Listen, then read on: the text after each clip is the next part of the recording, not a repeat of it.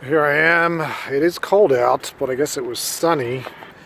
So let's see. Oh, it's nice and warm in here.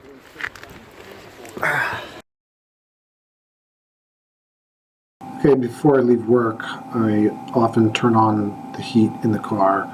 It's cold here in Pennsylvania, so let's turn on the heat. And turn on. There it goes. So it's 62. That's relatively warm. Maybe it's sunny out, but a lot of times it's 30 or 40, and this heat part of the app is great. And let's turn down the music, radio, and we'll buckle up and get going. So one nice feature is you can just slide the navigation window and it will navigate to home. Sometimes I use that, sometimes not.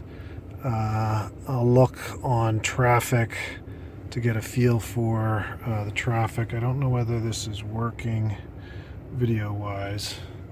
So we have a little bit of traffic, but we'll take the route that I usually take.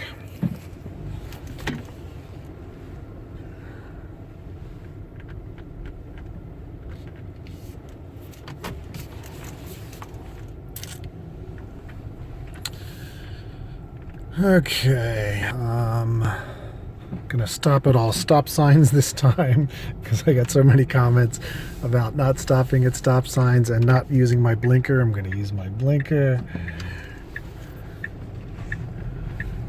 These little side roads, I'll just drive normally. May turn on my cruise control at some point, but not yet.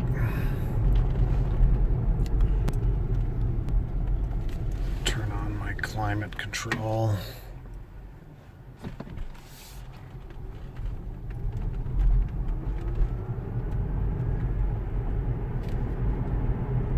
Actually, climate's off, so let's turn it on. This road is doesn't even allow me to use autopilot here. Oops, it just turned on, so I could use autopilot here, but I never do. On the previous video, my drive to work, I turned on autopilot in a lot of situations that I just normally don't. So on the drive home, I'm going to really just do my normal drive and commute, letting you know where I use the autopilot and where I don't. So I just don't use it here at all, and really don't even use cruise control. Gonna just drive like a normal human, normal driver.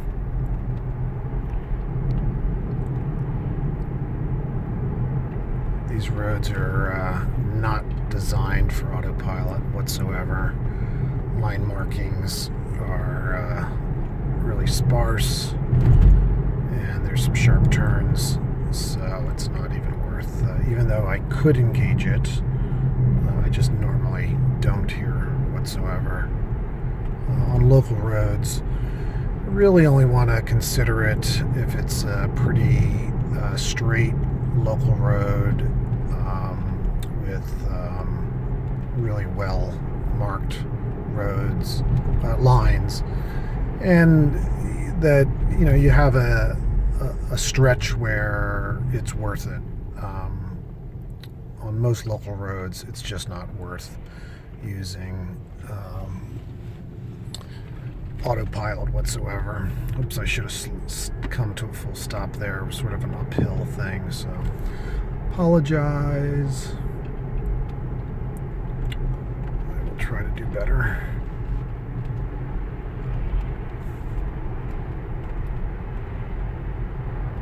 So here I have a right turn. I will put my blinker on for all of you fans that like blinkers. And I think I have to stop at a right Okay, so here's a nice little stretch. I'm not going to put on autopilot, but I will put on cruise control because it's a decent little stretch. That just is more convenient to put on the cruise control. And we'll see it slow down here for this red light. So I'll tell you when it starts. Yep, it just sensed it and started slowing down at that one point. So I'm on cruise control, no feet on the brake or gas pedals. As I mentioned before, you really don't use your brake that much when you have the regeneration turned on to standard setting because the car brakes by itself whenever the power pedal's dropped. Now here we have a light cruise control. I'm not in autopilot, but even in autopilot it would not sense that and know to stop, so you have to really be aware at stop signs and lights. Now here I'm going to disengage because this is a pretty strange 3-lane combination, and I'm going to drive up by hand. A lot of glare here, sorry if this video is not coming out too good. Got direct sunlight. I'll pause here. Okay, we're getting on to the turnpike.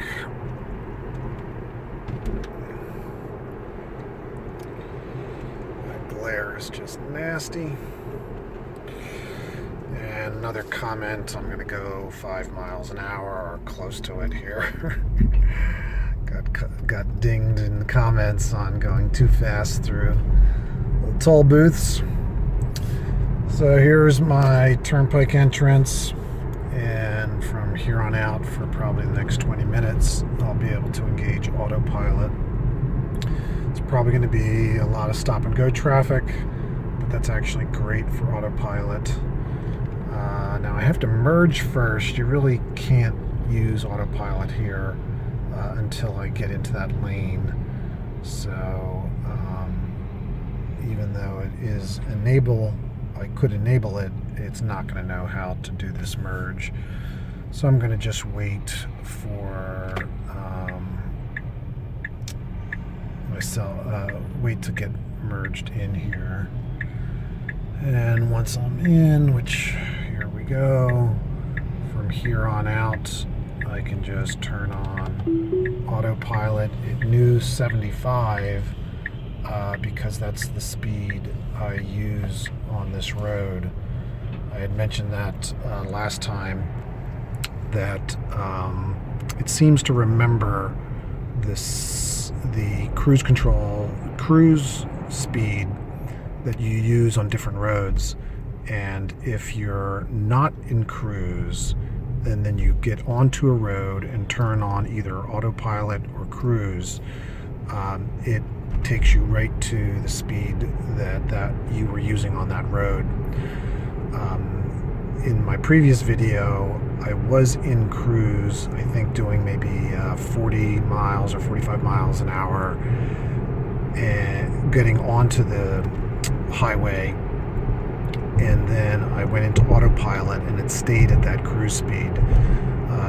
So it seems to only remember when you go from normal driving into cruise or autopilot will it take you to the speed that it remembered for that road.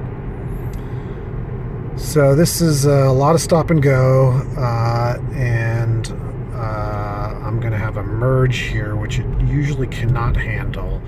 So I'm in autopilot, and I'm probably going to have to take over. If I would have been able to change lanes to the left, I would have been fine. But notice here, I just had to touch the brake to come out of autopilot, and then now I can put it back onto autopilot, because it can't really, at this stage of autopilot, this is the 1.0 autopilot with hardware 1, it can't handle cars merging in front of you like we just experienced.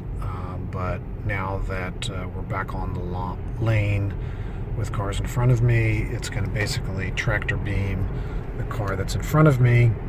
And let's see what I have. I have it programmed for 2 car lengths. Let's set that to 3 car lengths. That's usually what I keep it at, 3 or 4, just to give a little bit more space. So it's going to attempt to get up to 75 miles an hour, and it probably won't because there's just too much traffic on the road. This is one of the best parts of Autopilot when you're driving in bumper-to-bumper traffic, which is sort of annoying.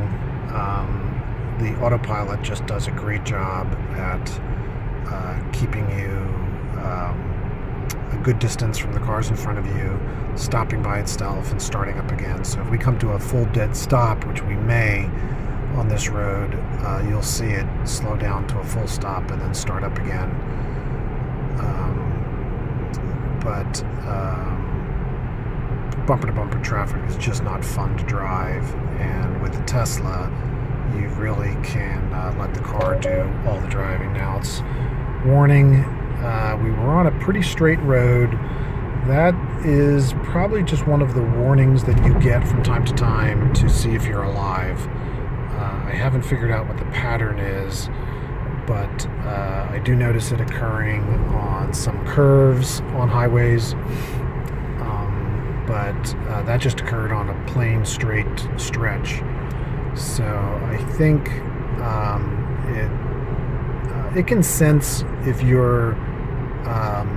have your hands on the wheel, not from a touch sensor perspective, but from just a little movement of the wheel. If you just wiggle it so slightly, and when you wiggle it, by the way, in Autopilot, you can tell it's in Autopilot because it will not. There's resistance for you to try to move the wheel with a slight juggle. You clearly can just quickly, I'll do it now, turn a little more forcefully, and it will pop out of Autopilot. I'm going to turn it back on. But the little slight jiggle is what it uses to sense that you're alive and what you have to do when you get the warning. So I will not touch the wheel now, and we'll see how long it takes before it asks for a little jiggle.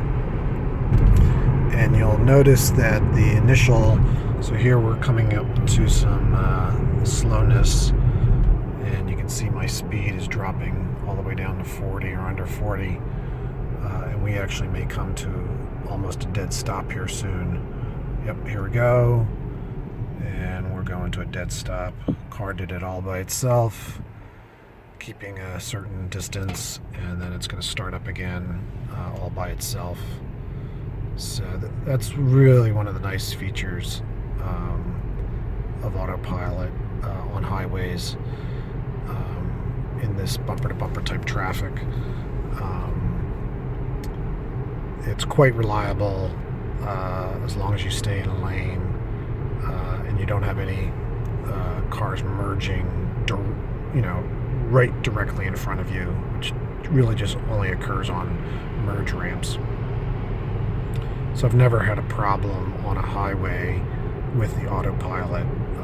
It's dead. It just stays dead center in the lane and keeps you a fair distance away from the cars in front of you. I don't know what I was talking about, but I guess it'll come back to me. This is a turning exit lane over there. It's just going to keep me in this lane.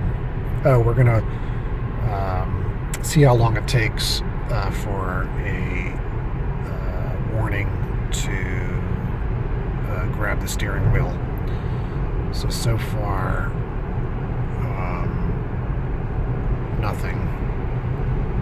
Even with that dead stop situation. So I guess it's relatively confident in its ability to drive here. Now this is a merging lane here, but we have no cars merging in front of us. Again, you a lot of times have to take over if there's cars merging, especially when the merge is very slow. if a car pulls in front of you, let's say the car pulled in front of the one that's in front of me, as long as it's relatively far in front of me, it usually slows down as soon as it sees the car coming in. The problem we saw when we first got on the turnpike was a very creep, slow merge, and that's where it doesn't seem to be able to handle. But let's say this car here cut in front of us, it would typically pick it up. Well, there it goes. It just went off. That's the first warning.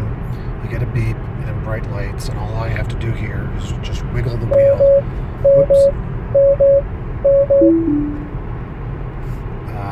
Wow. So I didn't respond fast enough, and I thought I was wiggling the wheel, but I guess I didn't, and it has disabled autopilot, and now notice I can't turn it on. So the only way to re-engage it, this sucks, is I'm going to have to pull over and put it in park. So I'll see if there's a pullover. Here's a pullover place. So I'm going to pull over. And we're going to have to put it in park. And then put it back into drive. And we will now be able to reactivate autopilot. And here we go. This is a great example of acceleration. So you can see how many seconds I got to 70 miles an hour, 60 miles an hour. That was a full throttle launch, which I don't have the ludicrous mode, but the car is damn fast, even without ludicrous. So it's great in those kinds of situations where you have to get in. So let's see if I can put on, there we go. So I can put on autopilot again. So yeah, when those warnings come up, I guess it only gives you so many seconds to respond, and I must have just not responded fast enough.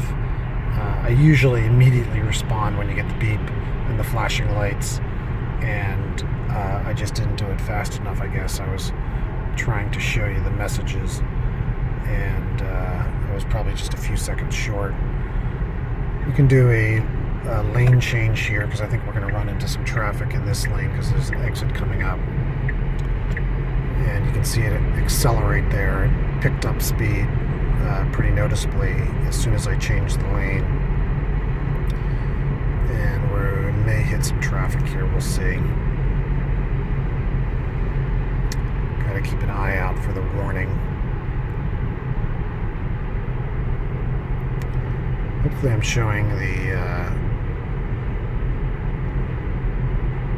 road more. There was another comment that people gave me. Some other comments that people have talked about. I used it on the local roads in the previous video, and a lot of comments that, is the autopilot really worth it? Well, it's really meant for highways, which is what I'm on now, and it is so reliable and useful on highways. It just is extremely reliable in my experience, and on local roads it is very iffy. So I used it on local roads in the previous video just to really demonstrate its capability, but I don't normally use it on local roads in most of my commute. I think I'm going to just be quiet here for a little while and let it do its thing, and then I'll be able to speed it up in the video. So I'll let you watch.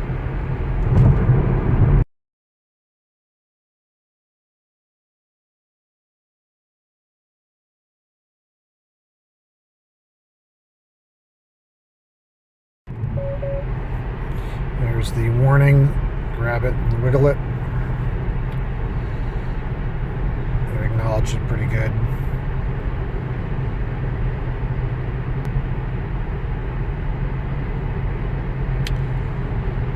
So we have a set of cars here coming up. I'm going to see if the turn capability. Actually, we'll do it here. So there's a car on my left. I've got the left turn signal. I'm going to hold the wheel and see if it's not turning into that lane.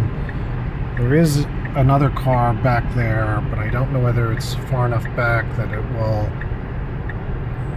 do the lane change or wait for that car to come out. Nope, it went for the lane change.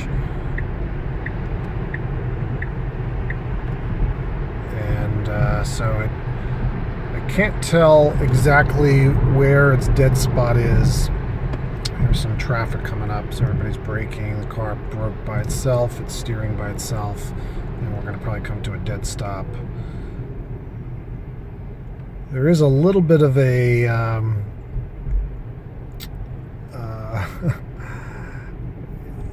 you do have to get used to and to the trust of it slowing down. Sometimes it doesn't slow down quite as soon as you would think, but it always does slow down. And I don't know whether that's going to be affected. Let's try setting our distance to 7 car lengths, and if we we'll see if we run into another situation, because it didn't slow down until we got a little closer than maybe I might have braked. And we'll see now with a 7 car length whether maybe it brakes a little sooner. So we're picking up speed, but chances are we're going to have to stop here again to a dead stop. So let's see here. Yeah, it might have slowed down a little quicker there than the last time we just hit that car. So I'm going to switch it now to 1 car length and see if it so it's going to stop here again, I think, pretty soon. It's tough to tell. It may or may not affect on a dead stop type situation, because on a dead stop it's not keeping that 7 car length or 1 car length. It's always slowing down and then creeping up to about 1 car length in distance on a dead stop. So you can see the traffic this time is pretty bad. And again, this is, yeah, that was definitely a pretty big difference. So let's switch this back to 7. So that really ran up quick and then stopped. Now with 7, let's see if we have the same kind of situation, and see if it slows down a little slower. So I had it at 1 car length, and we hit some dead traffic, or total stopped traffic, and it speeded up right up to stopping. So here we're going to go again. Yeah, it's braking well earlier with the 7 car length distance. So it does affect your stop and go braking or slowness.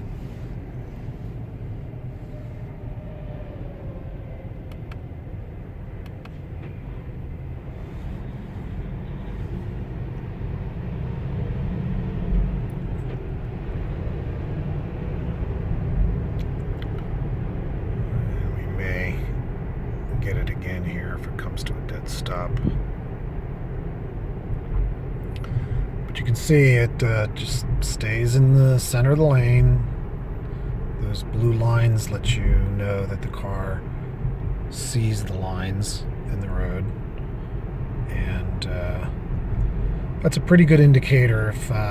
If you have 2 blue lines, the Autopilot's going to work really well.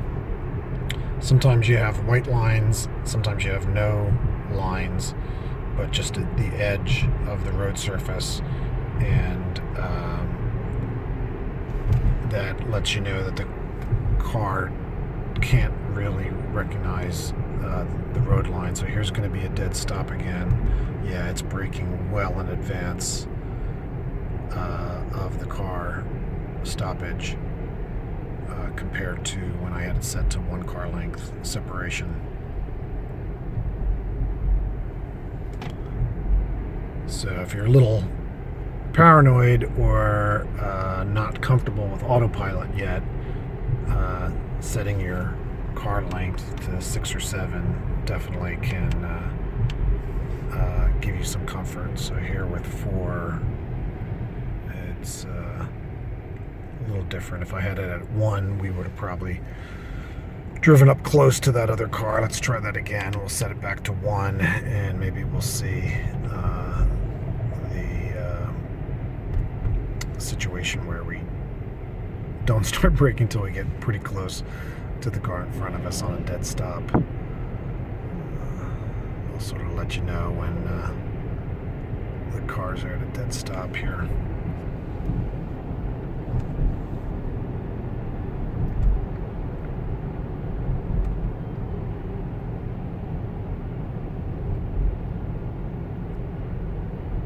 Here we go. Yep. Definitely doesn't brake as quickly. So I'll set it to 4. I like 4. It's my lucky number anyway.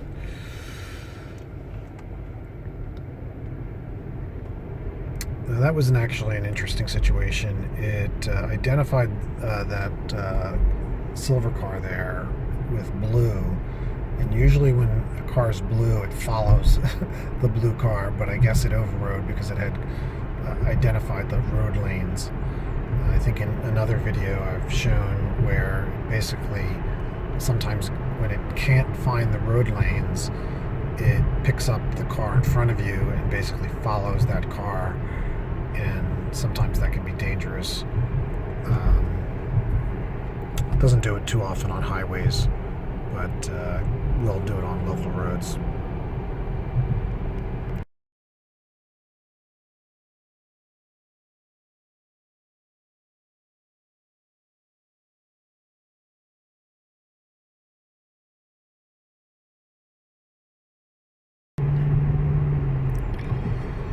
Okay, I'm probably going to have to turn off autopilot here to get over.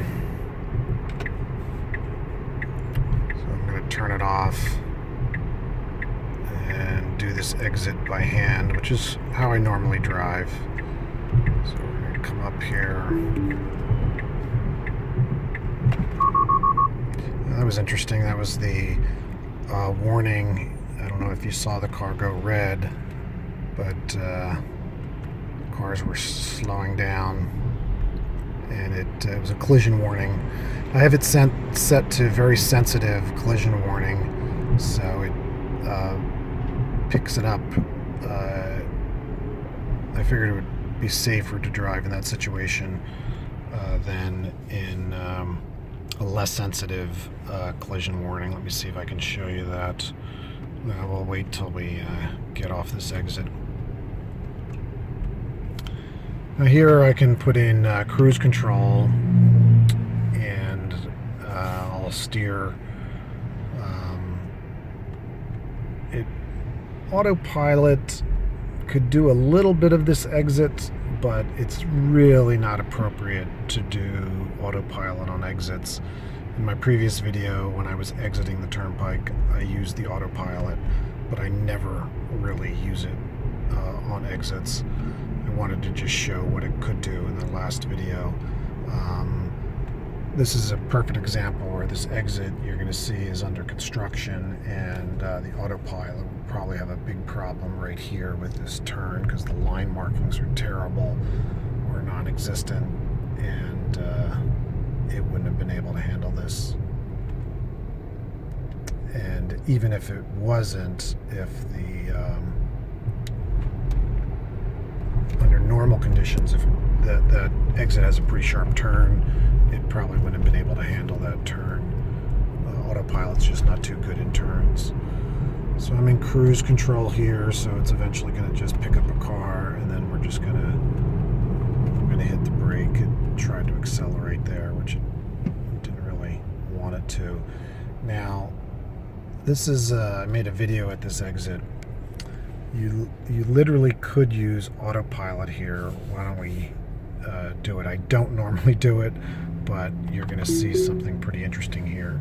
So there's no clear road lines, but for whatever reason it allows you to use Autopilot, and it basically identifies the car in front of me as being a valid car, and if that car can get through a particular road situation, it assumes that it can just follow that car, staying directly behind it at all times. And you'll see it does basically do that here. I normally don't do this, but I just wanted to show. I had another video of this, and it's steering by itself. It's going to be able to get through this probably pretty good. It's picking up sensors on all sides here, so it knows there's stuff on either side of me. Now, wherever this car goes, if we see this car jump to the right here, right, watch, it's going to actually go to the right and follow that car. A little dangerous, but it basically just follows that car because it knows that car is driving, and I guess if that car drove off the road, it would follow that car off the road. Eventually here, we got this huge merge. I'm going to have to disable this because it cannot handle merge situations like this. It just sees this car in front of us, and it's going to stay, a half a length or one length behind it. And on the merge, it will not recognize or know to allow a car to come in, which we need to do. It's actually going to be a pretty tough situation for fully autonomous cars. I think this is a pretty tough situation right here. How is it going to know to slow to allow a car to merge on the left or the right? It could clearly get confused. So we'll just watch what happens here. I'm going to have to take over eventually here.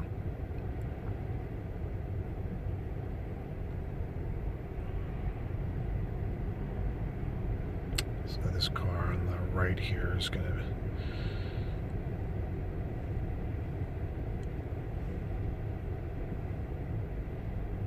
So we're starting to get pretty tight here, and I don't know what it's going to do.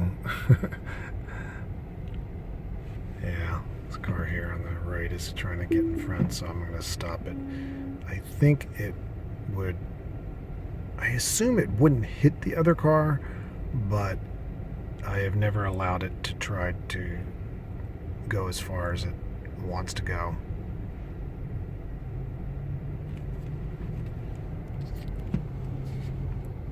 So I'm driving here completely by hand, and I will drive through the exit ramp, and then we're going to get on another highway, which I do use Autopilot from time to time on. So here we go, finally. I have tested Autopilot on this little ramp here, and it does handle it pretty well. But I just normally don't use it here. It's not meant for exits. It's really meant just for main highways. But in just testing, I have definitely tested it. Hopefully I'm not making too many dad noises this video. That was a hysterical comment that somebody gave. I had to look up what dad noises was.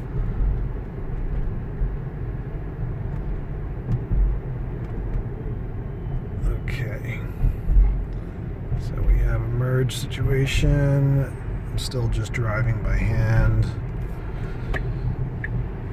Human driving, not autonomous driving. And I can put on autopilot. So here I must have been driving 55 miles an hour last time I was here, and that's what it got set to. And I may be able to speed that up a little here, so let's go up to 60. And try to keep with the traffic.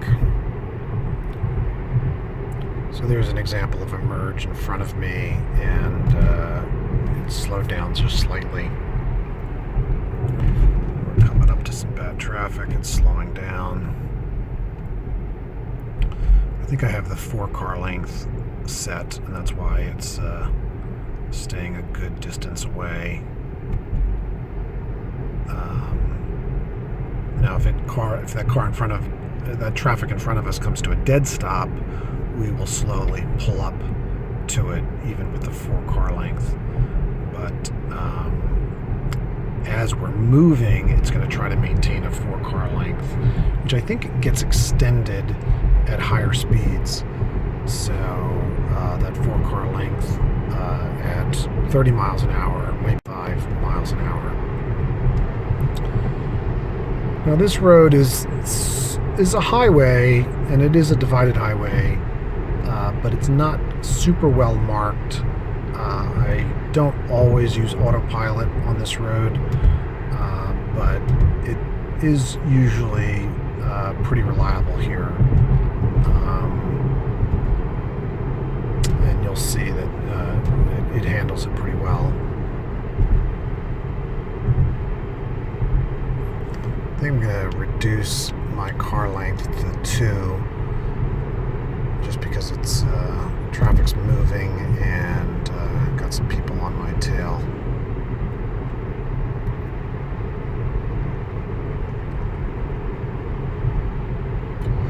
Guy in front of me just washed his windshields.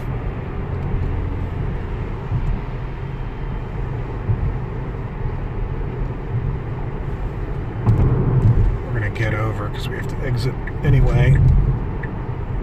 So it did that. You can see here where the road is not perfectly well marked, but it's doing pretty good.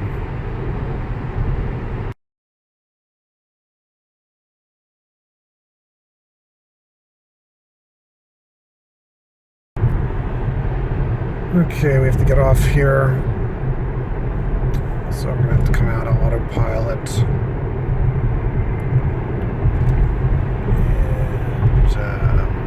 You can either do it by turning it off or just steering right, and that pulls it off. When I steer it right, it leaves the cruise control on, so I just disengaged the cruise control. If you disengage by pushing this lever lower level up, it's going to turn off both cruise control and autopilot. I just steered right, which turns off the autopilot but leaves the cruise control on, so I still had to hit it to that lever to turn it off. So we're back onto local roads, and you're gonna have to drive like a human here.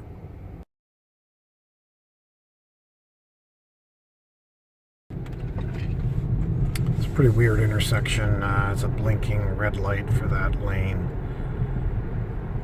Now this is a local road that's fairly well marked, and we probably will hit some pretty bad traffic up here, and I have used autopilot here, so maybe we'll give it a try, because it's going to be sort of stop and go here, and it's sort of convenient to use in on local roads in a stop and go situation. So we've got a pretty long line of cars here, so I'll put it on autopilot. I have it set to 40, which is the max, because you can only do 5 miles over the speed limit on local roads in autopilot mode. But this is another good example of using autopilot. I've got a long, it's probably 3 cycles of this red light up here, and it's just, sort of monotonous. And the car will handle this pretty well, if not perfectly. Road lines are clear, and the stop and go traffic basically means we're just going to be creeping up a little at a time, and the car will handle all of it by itself, which is just a nice feature. So we'll just watch this.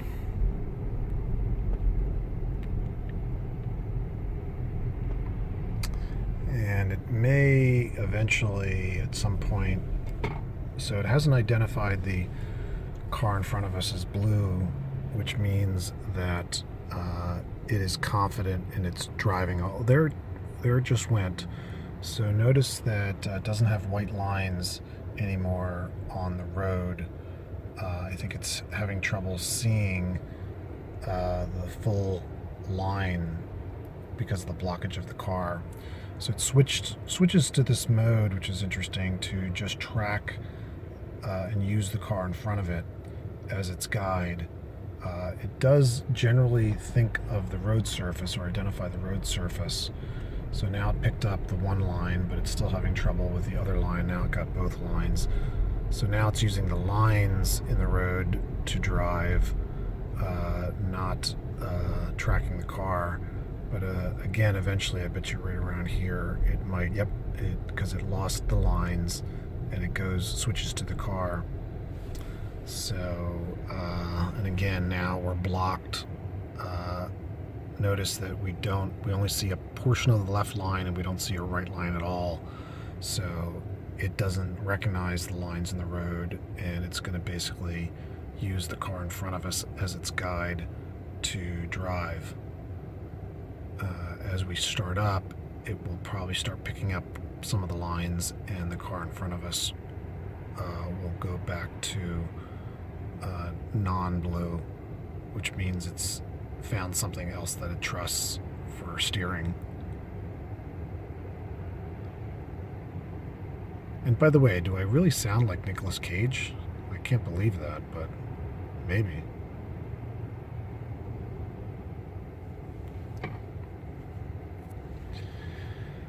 So let's see what happens here. I think, it picked up the road line on the left and sees the edge of the road there. So we're going to have to see if it can make it through this green light, and it can't, so I got to hit the brake. Could have probably followed that car, but I would have been going through a yellow-red, which is not a polite thing to do, so I had to hit the brake.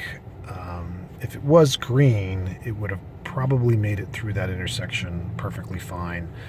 Again, not a great place to use Autopilot, but I have been able to, I have seen it get through this intersection pretty fine.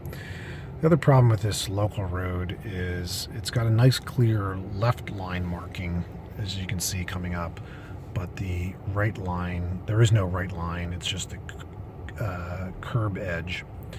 It does handle that relatively well, but in my experience, it's just not safe. So I wouldn't recommend using Autopilot unless there's 2 clear white lines on either side of the road. As we drive, I'll see if I can show you how whether it identifies. It's definitely going to identify the left side as blue, but it may or may not identify the right side as blue. And those 2 blue lines are your best gauge. So let's see what it does here. So it hasn't recognized it yet. It recognizes it as a white line, but not blue. Maybe the blue is only when I engage it. Let's engage it here. Yeah, so notice it does not recognize the right side. This is just really not safe. It'll wobble left and right a little bit. There it goes. So it finally did sort of recognize the right edge curve, but it lost it again. Here, once you get too close, it can't see the lines far enough out So it goes into the mode of following the car in front of it. And this section coming up is really not too safe to use autopilot on. We'll leave it on maybe just for a little while, but I'm going to hold the steering wheel pretty tight. It's doing okay, but it's getting confused. I can see it's going back and forth. It's not staying perfectly stable here. Got a curve going up. Did the curve, but it's acting almost like a drunken driver in that it's not driving smoothly in the center of the lane.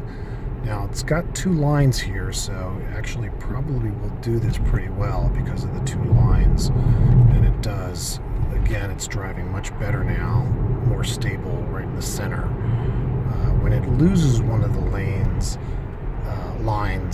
that's when it sort of just wanders a little bit left and right to try to find its way. When you have the two lines, it always stays just right in the center of the two lines, so it's doing pretty well here. I'm gonna have to make a left turn here, so we're gonna have to disable autopilot and cruise control in a second. I'm going to disable it, put on my blinker, and we can sneak up here.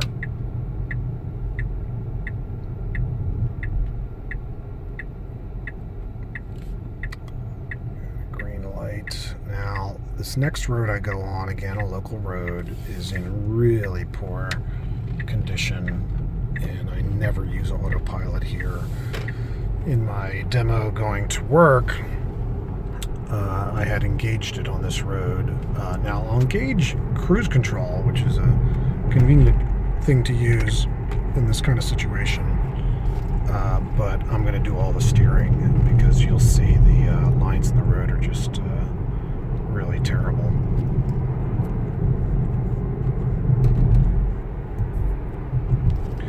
It can sort of handle, the autopilot can sort of handle this type of road, but it is just not too ideal. I might engage it a little bit up here. Actually, we'll see if the car in front of us goes to make a right turn up here.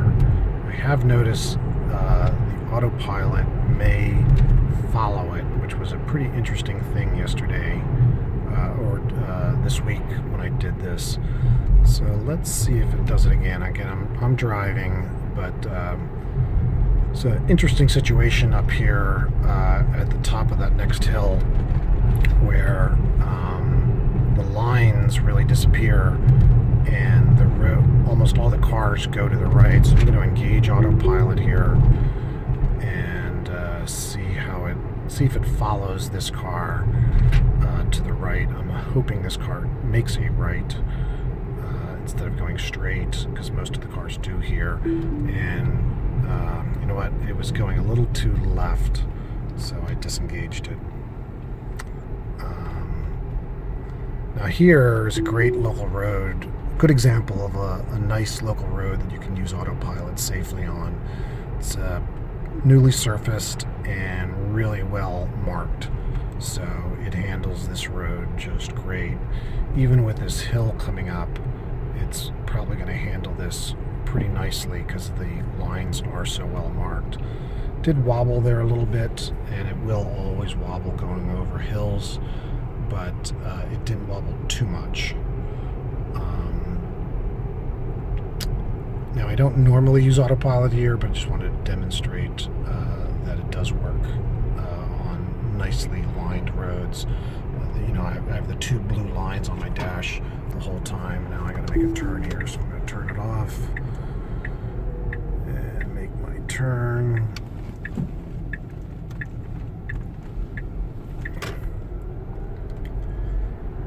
And here's another example of a local road with just the center lines, so it's identifying the center line somewhat there, but it has trouble tracking that right side, so I'm not going to use autopilot here. And this turn up here is pretty sharp.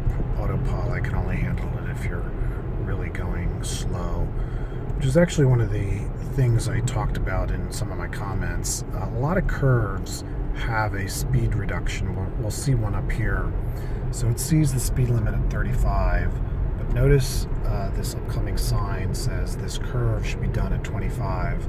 If it would detect that and then slow down to 25, it would be able to handle this turn a lot better. Now it does slow down just on turns, but it's not recognizing the speed limit of the turn. So when it goes into a turn, it just slows down a little, but it doesn't really slow down to the speed that is marked on the road signs. So we're almost home. I wanted to thank everybody. This video's can't believe it's going to do as well as the drive to work video, but hopefully we approach that. And I want to thank everyone for watching the drive to work video. It's generated some good money for me, so I appreciate it. One of the nicest features is when you approach your house, it automatically opens your garage door, which is just so convenient. And then when I park, I have a wall or a pillar that I need to I can't pull the car all the way in, so what I do is I pull it in this far, hit the button twice, which brings up this, and then I hit that, and then I can just exit the car. Car up and park itself.